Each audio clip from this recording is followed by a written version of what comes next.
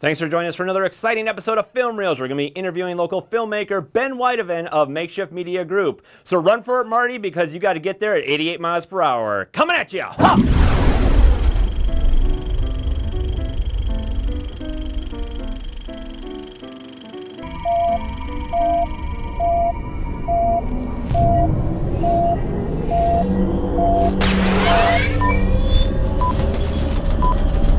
Oh, I almost forgot. You'll need these. There'll be a bright light in precisely 2 seconds.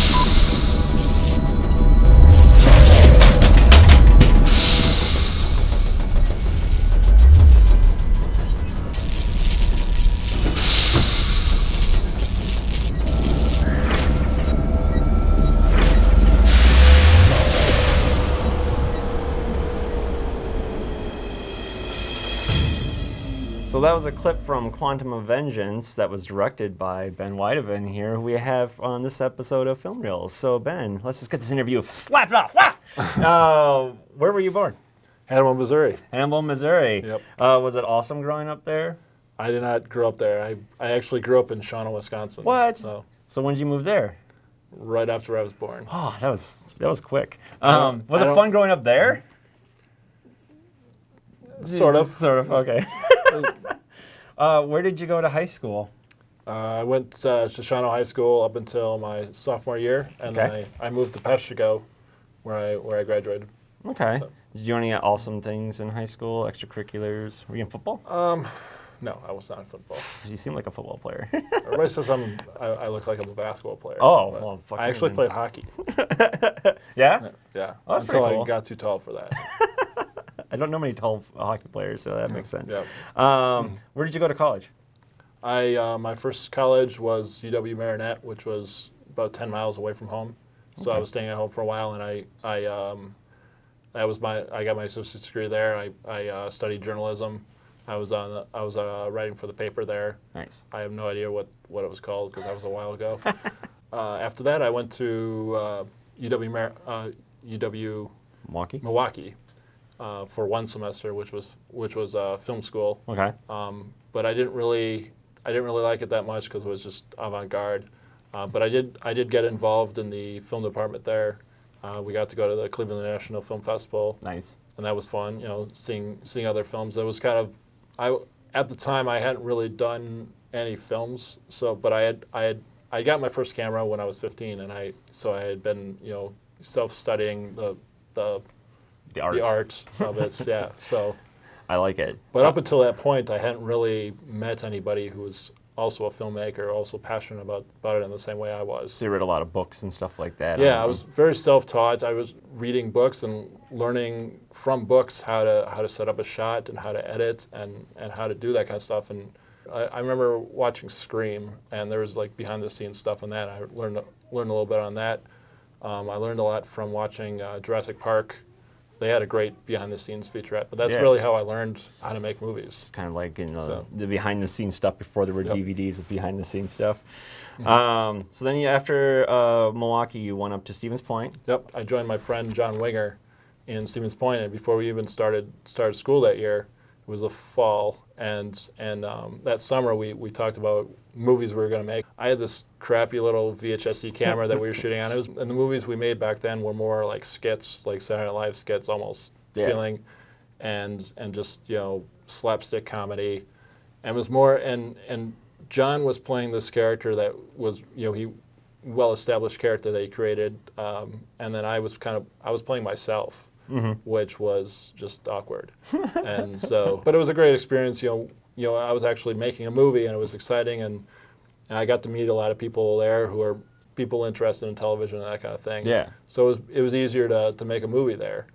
So what were some of the films that you made while you were there? Well, I actually made Blind Love when I was in Peshtigo. We were over the summer, and then we had to pause that because we kind of, like I said, there's nobody interested in making movies in Peshtigo, but John and I were both from Peshtigo, and so, you know, with John I was making that movie, and then we left to go to college for the rest of the year, and we kind of left that movie, you know, unfinished, and we ended up meeting some people in Stevens Point. We brought them over and we finished that film. Nice. And then then I was also making Time Lag with John, which is just, like I said, it was just a silly movie, skit movie. Nothing wrong with silly movies, man. But it was a time travel movie, actually. Nice! So, which, Automatically thumbs up. which is one of my favorite genres. My favorite film of all time is Back to the Future. So As it should be. Kind of what we were going for, to spoof of Back to the Future. Nice. The other film I made in Stevens Point was The Night of the Maestro, which was shot on the DVX 100 mini DV camera. And at the time, mini DV was kind of the new thing, and I was actually recording with an external microphone, which, you know, with VHS you can't do that. Yeah. So it was really a new era to me, that to be able to step up and do that. And it was co-written by my friend Adam Williams, who actually lives in Madison now. Nice. Still, so Let's get him on here. we should, yeah. So, okay, then you moved on to Wausau. I moved on to Wausau, and I met Jared Crooks, and I was meeting him was a new era in my life too, as far as filmmaking goes, because for the first time I had found someone who was more ambitious and who was making movies, and in this small town, because Wausau really doesn't have that many filmmakers around, and so I met him. The way I met him, he was doing a movie called Deal With It, and I was working at Channel 7 at the TV station at the time. They're featuring him on a story, and I'm looking at him like, there's another filmmaker in Wausau. So I was, you know, of course I go to the premiere. He had it at the local theater, and I was actually freelancing for a small newspaper. Okay. The Wausau City Pages. And so I interviewed him, and I did a review on the film, and then a couple weeks later I said, you know, let's get together and collaborate. Yeah. So, you know, we ended up making The Medium, which was shot at a small old movie theater in Wausau.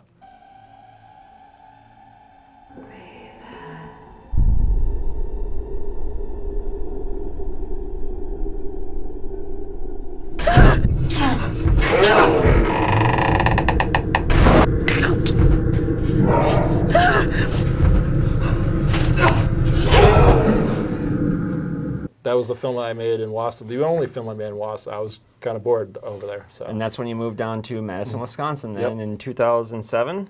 Yep. We shot The Medium in early 2007, and then late 2007 I moved down here for another job, for a TV station job.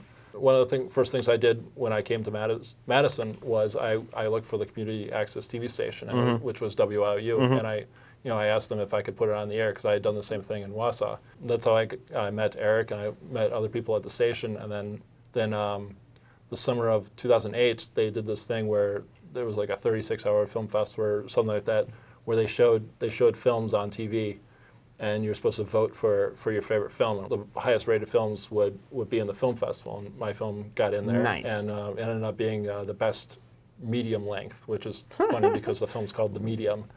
So it's kind of hard to explain, but yeah. So there I met Doug Gordon, and then he and I made the Zombie Beetles, All You Need Is Brains, and then we released that in the winter of 2009, and then that summer I made a film with him for the 48-hour film project.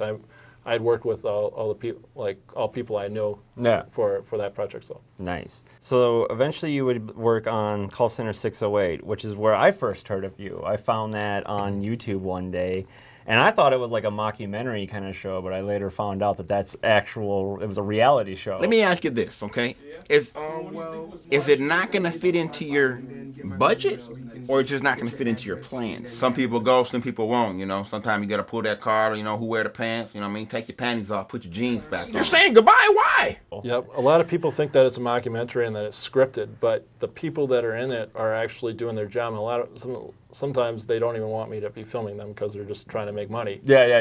And it was a very unique project that I'd done. Larry Hansen had contacted me and told me he had this idea for a web series. And as a journalist, I like following stories. And this was, you know, I'm following these real people in a work environment, which was it's nothing I had really done before extensively. I mean, you go in as a news photographer, you film somebody for a day or something, or for a couple hours, or maybe half an hour or something, and then you leave. But I'd go in couple days a week, and I'd be filming these people and capturing what they're doing, and it was an interesting. Yeah, you know, and when I watched that, you know, for something that wasn't scripted and was based in reality, the story that developed in it was so intense. Like I wasn't expecting the eventual story that came out. Is that available anywhere? It will be soon. We're doing a Kickstarter fund for it. We're going to be doing season 3 because we took a hiatus. It took a hiatus, and now we're back, and we're gonna Lee and I were gonna be making a video to promote season 3 and hopefully get Kickstarter funding to help us do the production side of it. So you worked on Demented Dane County's Quantum of Vengeance. So how was that? Well, how did you get involved? I was contacted by Max. Actually, before that, like I'd known Tony, and I knew ahead of time that he was doing that. It's really right up my alley. If you look at my films, like I love horror. Yeah. I love supernatural, like the weird stuff. And when Max came to me with his script, the story called Quantum, we named it Quantum of Vengeance. It was about time travel, and he also gravitated towards that. Well, I think it was the line in his outline that said, "Do you believe in ghosts?" And I thought, whoa, that's right up my alley. So it's ghosts and time travel. I couldn't resist. So we ended up using an old tanning bed as a time machine. And I ended up directing it, and I shot it. Shot everything in it. And got the E = MC square in this inside. I love it. And we had Eric Allen, who works at WIU, as our visual effects artist. He did a great job. Awesome. It really made the movie what it is, enhanced it immensely. I've never done visual effects really with a film. And he would spend many hours on it, if I remember right. Yep. So who are some of the people that were involved with that project? It stars Alyssa Kalinsky and Tim Town. Awesome! Plug-in. So who else is And also Doug Gordon. Actually, Tim Town's a smaller role, but Doug Gordon is the lead actor, who's a good friend of mine. I've done other films, like I said, with him, and he played a kind of a Doc Brown-like character. Of course, it's a lot of homages to Back to the Future, some very obvious ones. Yeah. His name's Doc Lloyd, or Professor Lloyd. Professor Lloyd. And Alyssa Kalinsky plays Emily, the lead actress. Yeah. And basically the story is about this girl whose father was killed when she was a kid. He was murdered right in front of her, and all her life she's been determined to. It's just hung on her shoulders all her life, and she meets this guy who happens to have invented time travel, and she wants to use it. Gotcha. And she goes back, and as you know, with time travel movies, is it available to watch anywhere at this time? It's not. We're working on Premiere. You're working on Premiere, and then you're hoping to shop it around to different film festivals. Absolutely. If I remember. Yep. So stay tuned for that. So. What else are you working on right now? Anything coming up? We're working on film reels. Film reels, that's right. Keep me busy. I'm also a professional videographer, so I'm shooting stuff all the time. Nice. Not necessarily films. What's your favorite movie?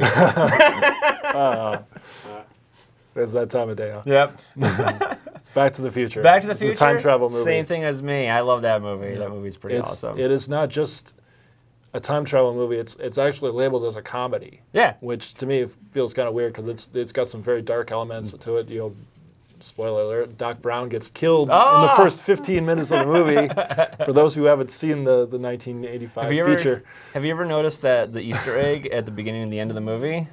How the mall is called? There's a lot of them. Well, yeah. There's the mall is called the Twin Pines Mall at the beginning of the movie. Then he goes back in the past and runs over the pine tree. There's also a porno movie playing at the theater.